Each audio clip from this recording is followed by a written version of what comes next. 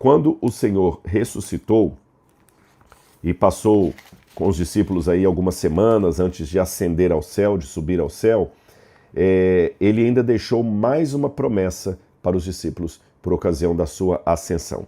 Ela está no livro de Atos dos Apóstolos, no capítulo 9, no capítulo 1, versículo 9, diz assim: depois de ter dito isso, Jesus foi elevado às alturas, à vista deles, e uma nuvem o encobriu de seus olhos. Então preste atenção, Jesus estava de carne e osso, porque depois de ressuscitado, Jesus manteve o corpo cárneo. Tanto é que o Tomé podia colocar as mãos nas feridas dele, apalpá-lo, verificar. Maria Madalena, vamos falar da Maria Madalena, né? Quando Jesus ressuscita, ela pega a perna de Jesus ali, como se pudesse impedir o corpo dele de ir. Então Jesus não estava uma fumacinha, um fantasma, ele estava de carne e osso. E foi assim que Jesus subiu aos céus. E quando ele subiu corporeamente nas nuvens, uma nuvem o encobriu. Aí, o que acontece? E estando eles com os olhos fixos no céu, enquanto Jesus subia, eis que 2 homens, vestidos de branco, se puseram ao lado deles. E lhes disseram: homens da Galileia, por que vocês estão olhando para as alturas? Esse Jesus, que foi levado do meio de vocês para o céu, virá do modo como vocês o viram subir. Então aqui eu já aprendi um detalhezinho sobre a segunda vinda de Jesus. A segunda vinda de Jesus será do modo como foi a ascensão de Jesus. Então, se Jesus subiu ao céu com um corpo glorificado, então ele voltará com um corpo glorificado. Se ele subiu e uma nuvem o encobriu, então ele também virá nas nuvens. Se a subida de Jesus para o céu foi algo histórico e literal, não foi simbólico, então a segunda vinda de Jesus também será algo histórico, literal, não será simbólico. Vamos a Apocalipse capítulo 1, versículo 7. Já que falou dessa questão das nuvens, Apocalipse 1, verso 7 também diz isso. Eis que vem com as nuvens, e todo olho o verá, até mesmo aqueles que o traspassaram. E todas as tribos da terra se lamentarão por causa dele. Certamente. Amém. Algumas coisas desse versículo do Apocalipse 1, verso 7. Em primeiro lugar, eis que vem com as nuvens. Deixa eu explicar essa expressão para vocês. É interessante que quando você lê no grego, eis que ele vem com as nuvens, tem ali a preposição metá. É diferente de outras passagens que fala que Jesus vem apenas sobre a nuvem. Não é epi, ele não vem sobre as nuvens, ele vem em nuvens, com elas, envolto nelas.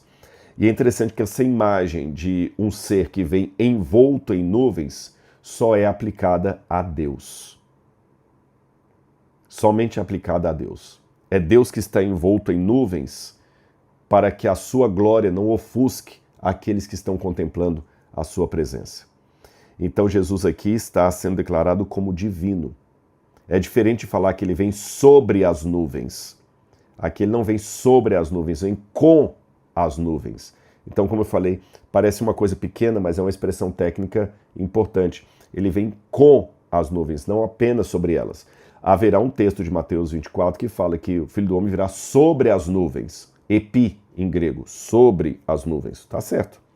Mas aqui João tomou cuidado para falar que, além de vir sobre as nuvens, ele também vem envolto em nuvens. Ou seja, vai ser uma glória tão grande que as nuvens vêm ali como se fosse quase assim, filtrando um pouquinho aquele brilho, de certa forma.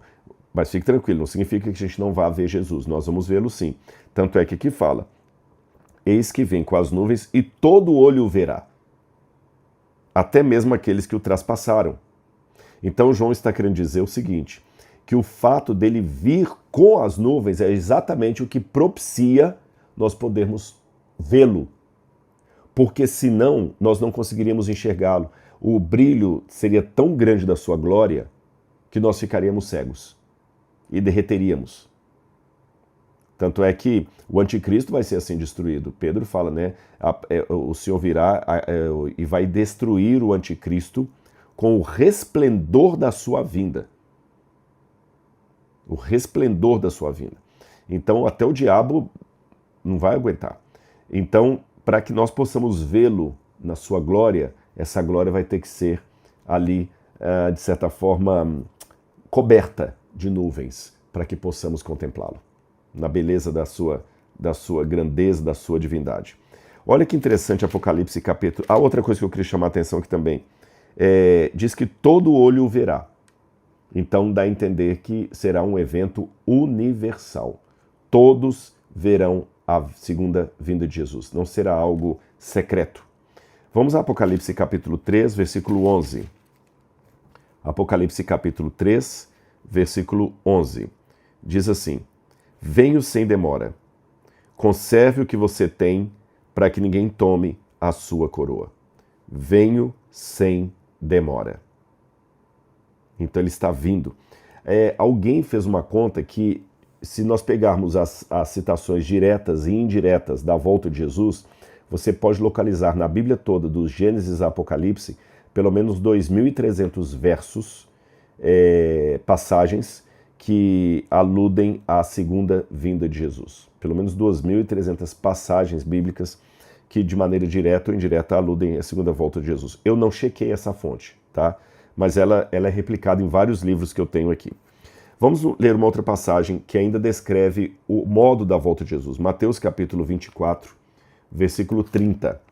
E a Bíblia, o lindo dela é isso, porque o que um autor diz, o outro repete, mas complementa um detalhe que o primeiro não falou. Olha aqui Mateus capítulo 24, versículo 30. Quando fala da segunda vinda de Jesus, diz: então aparecerá no céu o sinal do Filho do Homem. Todos os povos da terra se lamentarão e verão o Filho do Homem. Lembra que Apocalipse falou? E todo olho verá. Olha como é que a palavra de Deus é harmônica. Todo olho verá. Todos os povos da terra se lamentarão e verão o Filho do Homem. Então Jesus não voltará apenas para o asiático, apenas para o africano, apenas para o latino-americano. Todo olho o verá. Verão o Filho do Homem vindo sobre as nuvens do céu, com poder e grande glória. Olha que interessante como a palavra de Deus, como eu falei com vocês, é importante estudar a Bíblia sempre pegando uma parte aqui e outra ali, porque elas vão se complementando e o quadro vai ficando mais amplo. Mateus disse apenas que ele virá sobre as nuvens, com poder e grande glória. Aí João dá um detalhe a mais. Sim, ele virá sobre as nuvens, mas também envolto delas, com as nuvens, para que possamos contemplar a sua glória. E continua dizendo: e ele enviará os seus anjos com grande som de trombeta, os quais reunirão os seus escolhidos dos quatro ventos, de uma a outra extremidade do céu.